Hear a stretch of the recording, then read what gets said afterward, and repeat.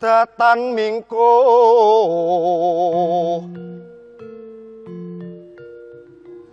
tatak tanggon kelawan tangguh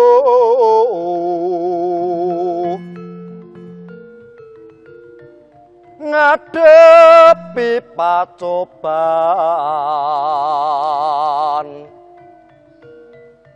pacoban kalawan sakit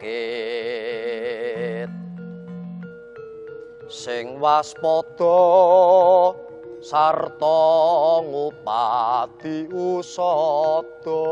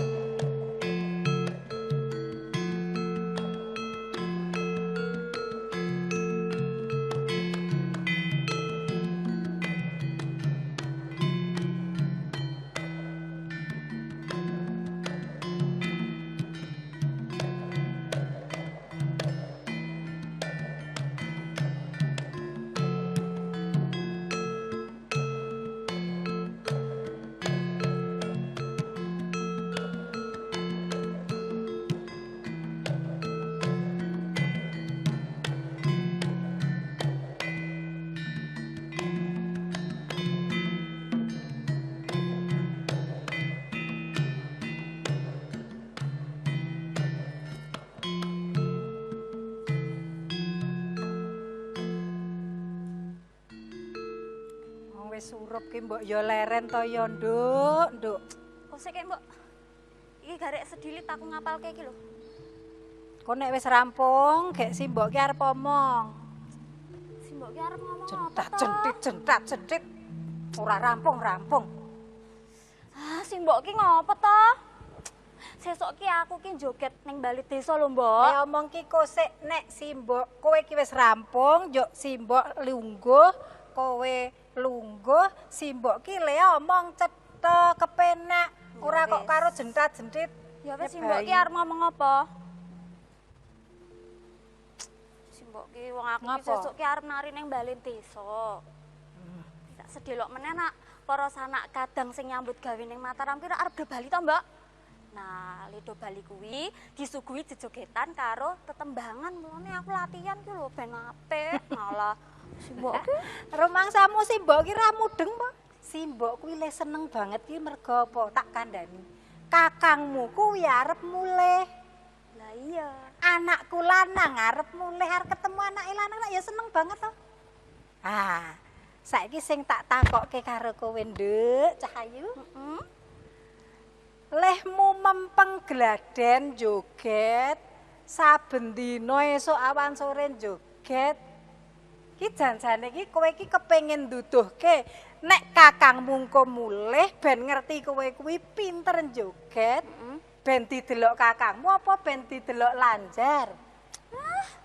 Ayo. Mbok senengane ngece aku. Saben-saben sengit aku. Ya ora ngece kok ngece piye? Oh, Simbok mesti ngece aku karo Kang Lanjar terus. Mbok nak wani ngece bapak kae lho. Piye? Ngece bapak nak wani ora? Simbok kon ngece bapak. Heeh. Waduh. Ah teneh ngamuk. Bapakmu kae. Arepa saiki iki wis munggah pangkat dadi Demang ning Bantul. Heeh. Ning solah bawane watake ora wah. Tetep kaya dek jaman nom biyen. Piye to Mbak bapak gek jaman nom ki? Wis ora kena jak rembugan. Nek simbok kuwi ngejak rembugan darani guyon. Engko nek tak jak guyon, nesu, ngamuk. Oh, piliyang bapakmu ki, pokoke wangele pol. Ora usah ngono kuwi, Mbak. Nyatane simbok ya gelem kok dipek bojo bapak. Halo. Kang Lanjar kae wonge alus, apian. Tur ya manutan lho, Mbak. Tenan. Kuwi Mbak sing marahi aku kangen. Kok sik ta? Kowe iso muni piye? Kang Lanjar kuwi alus. Apa kuwi mau? Apian manutan. Karo aku ra tau. Aku yo dong, kuwi iki saiki. Aku mbiyen karo bapakmu yo ngono kuwi dek nem. Rumangsamu. Ning beda Kang Lanjar karo bapak ki, Mbok. Mbok delok sesuk nek tuwa. Mbel. Simbok Aku ngerti.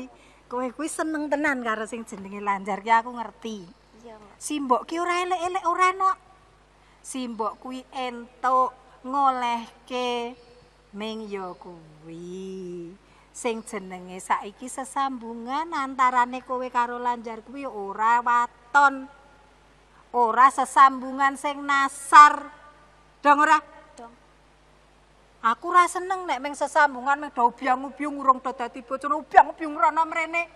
Sing arep dicontok bocah kulon kono kae. Meteng dhisik ta?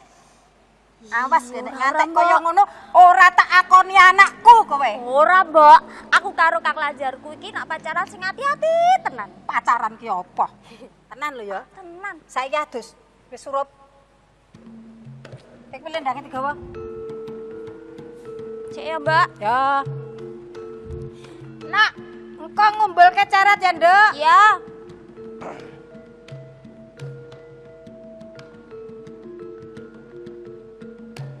Beh.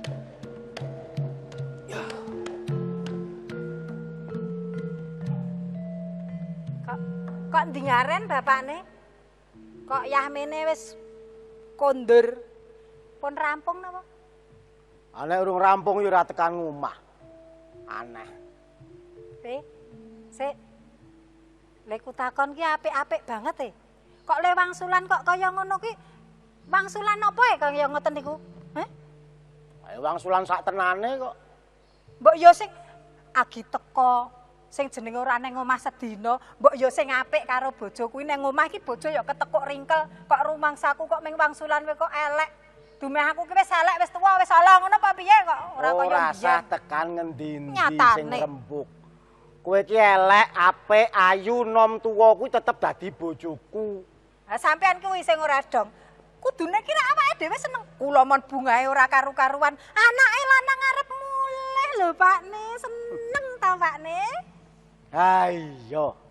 Aku ki ora maido nek atimu ki seneng mergo si Warsa kuwi arep bali saka Mataram. Acetha. Ning karepku nggonmu seneng kuwi dipenggak dhisik, dicandhet luweh dhisik. Seneng kok dicandet, dipenggak.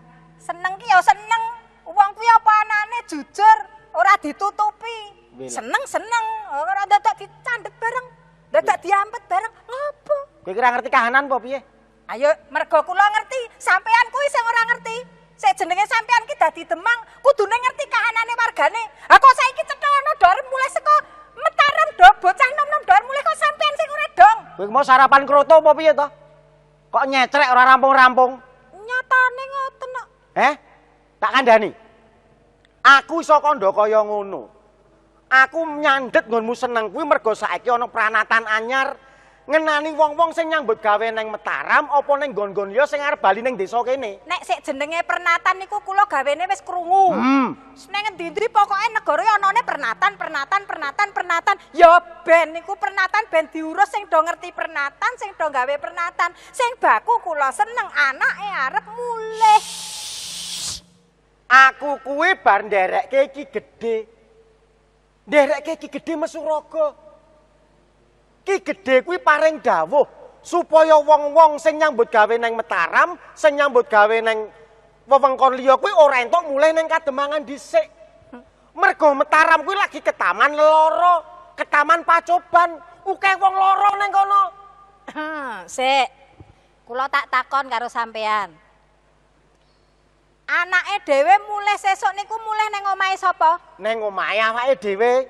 Anake dhewe mulih sesuk niku teng desane sinten? Nang desane dhewe. Nah, cukup. Awake dhewe ki ora ngerti. Sesuk warsa bali ning desa kene ning Kademangan kene iki saka kono nggawa lelara apa ora? Kok piye? Sampeyan malah nguneki anake duwe lelara? Ha ora bakal. Anake dhewe kuwi cah bagus, cah pideksa, sehat. Saka ngendi kowe mestekke? Lelara kuwi iki mbebayani lho. Hah? Nek nganti wong ke taman lelara njur bali mrene nulari tangga liyane, kuwi mengko tundone wong-wong Kademangan akeh sing lara. Ya, kula manut karo pernatan. Bener. Anake ora entuk mulih rapopo. Ha. Ning kula sing arep nusul anake teng Mataram. Nek kowe kuwi saka kene njur kowe lunga ning Mataram kuwi padha wae kuwi wong sing waras marani lelara.